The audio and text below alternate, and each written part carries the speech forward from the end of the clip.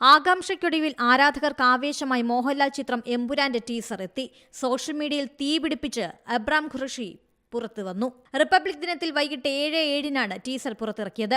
മമ്മൂട്ടിയാണ് teaser launch നടത്തിയത്.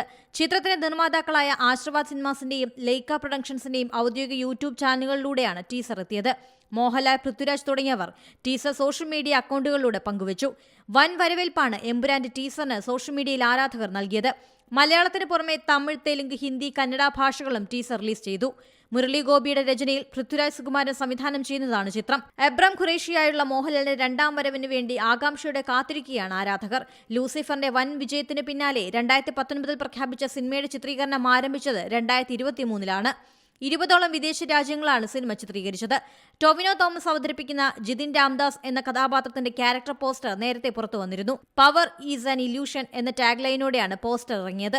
കഴിഞ്ഞ വർഷം മോഹൻലാലിന്റെ ജന്മദിനത്തിൽ എമ്പുരാനിലെ മോഹൻലാലിന്റെ കഥാപാത്രമായി എബ്രാം ഖുറേഷിയുടെ ആദ്യ പോസ്റ്റർ പുറത്തു വന്നിരുന്നു. സ്റ്റൈലിഷ് ലുക്കിലുള്ള എബ്രാം ഖുറേഷിക്ക് വൻ വരവേൽപ്പാണ് ലഭിച്ചത്.